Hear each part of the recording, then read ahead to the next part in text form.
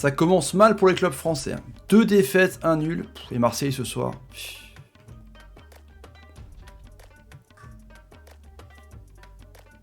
Salut à tous footeuses et footeux de la famille, c'est Thomas, défaite de l'Olympique de Marseille, 1-0 à la 91e minute, un but de Ahmed Hassan sur une passe décisive de qui? Du Mathieu Valbuena, incroyable. Donc Marseille, on va voir tous les résultats de la soirée les amis, tous les classements des 4 groupes, restez attentifs à la fin de la vidéo, et je vais un petit peu gueuler dans ce débrief parce que c'est pas normal quand même que l'OM soit à ce niveau là, même s'ils ont été cohérents, mais c'est l'équipe la plus faible du groupe, soi-disant. Combien ça vaut les amis, hein, cette défaite de Marseille? Motivez-les.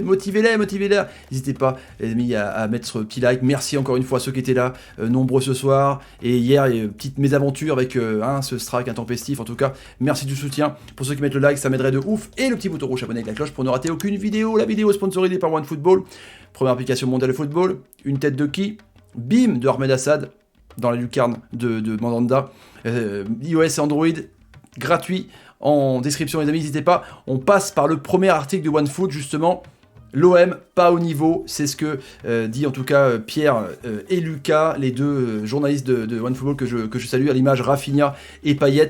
Alors les notes des joueurs on les verra tout à l'heure, mais j'ai l'impression quand même qu'il y a eu des gens transparents. J'ai mis Benedetto volontairement sur la vignette parce que franchement c'est pas possible. Autant prendre des risques et de faire comme t'as fait ton caca de losange contre Bordeaux et de mettre un Cuisance en numéro 10 derrière Payet et Thauvin, tu vois, parce que Benedetto il est transparent. Il a une occasion où il fallait la mettre en début de seconde période, faut pas la louper. Certes, José Sa c'est un très bon gardien, certes Ousedouba et Ruben Semedo c'est 2 très très bons défenseurs, je suis surpris qu'il y ait d'ailleurs du niveau de l'Olympiakos ces frérots, mais franchement, voilà, à l'image, Valbuena passe des... Alors moi je pensais qu'il y avait une faute sur lui, en fait il a simulé avec un contact à ma vie, on va voir un petit peu les images, et après il s'est repris, récupération avec l'aide de Rafinha, bim, et il centre pour Ahmed Hassan qui était tout seul, voilà. Parce que Thatcher, Alvaro était fatigué d'avoir énormément défendu, parce que Marseille est resté bien derrière, hein. La possession de balle, elle, ouais, 50-50 tu vois, ils ont quand même tiré 10 fois. Je vois vraiment l'occasion de ouf de la part de Benedetto, c'est la plus franche occasion. Les frérots, il y a un but refusé aussi en tout cas. Et voilà sur l'action.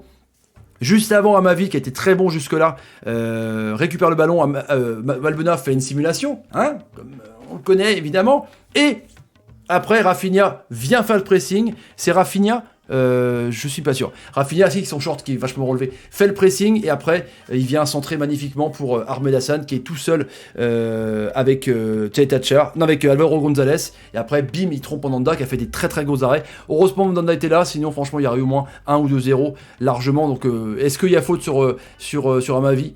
Dites-moi en commentaire ce que vous en pensez. Peut-être que vous allez me dire oui ou non, mais je sais pas, en tout cas il n'y a pas grand chose à dire sur Marseille qui a été cohérent, qui tenait le match nul, on va dire, quoi, parce que l'animation offensive, bof, quoi, Payet sur son côté, honnêtement, le 4-3-3 avec Payet sur un côté, ça marchera pas. Et Benedetto qui est transparent, c'est pas possible, honnêtement. Et là, on a vu le superbe pas de gauche de Valbuena. Là, c'était le but refusé. Heureusement, hein, c'est Lazare, je crois, qui a été refusé, parce qu'il y avait hors-jeu d'une semelle sur Alvaro González. Et vous avez vu quand même, le mec était tout seul isolé. C'est assez parlant cette image, parce que le reste sur l'image, bon, certes, ok, il y a El Arabi là, qui est avec Pape Gueye, qui était très bon, j'ai trouvé Pape Gueye au milieu de terrain, et Valbuena sur son pied gauche, mais là la défense, t'as Sakai, Thatcher et Alvaro, et Lazare est tout seul. Donc le but, il peut être validé à un crampon près, quoi, à une pointure près. C'est vrai que la défense, ça, des fois, elle a craqué. Et au niveau de Champions League, ça pardonne pas, les amis. Ça pardonne pas. Et puis Benedetto, voilà, quoi. 0 but en 6 matchs en Ligue 1, en 7 matchs en Ligue 1, pardon. Et là, transparent, quoi. Il a un but, il a une occasion énorme où il peut faire un petit piqué. Il fait un plat du pied. Bon, après, c'est vrai que le gardien, José Sa, il fait un peu à la handball, il écarte les jambes. Il est battu, hein, mais ça lui tombe sur le pied opposé. C'est pas de chance comme ça, mais bon, c'est vrai que Benedetto a été transparent, les frérots. Honnêtement, hein. On va voir un petit peu les notes des joueurs. 6,6. Sakai, 6,4, c'est un peu dur. Thauvin n'a pas été au niveau, hein.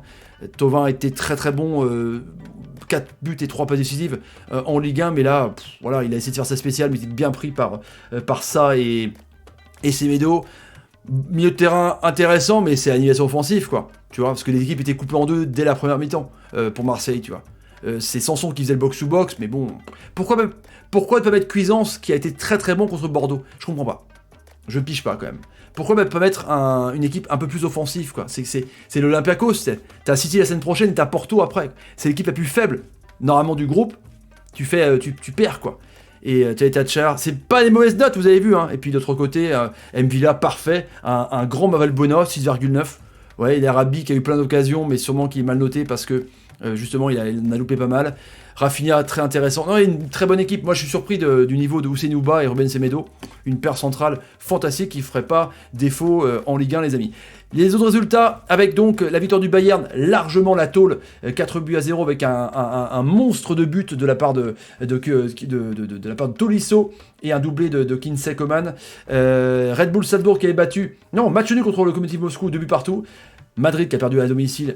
C'est triste, 3-2 déjà qui se retrouvent en PLS. La victoire de City contre Porto avec un penalty d'Agüero, donc Pacos Marseille 1-0. L'Ajax Liverpool, c'était chaud avec le CSC Tagliafico.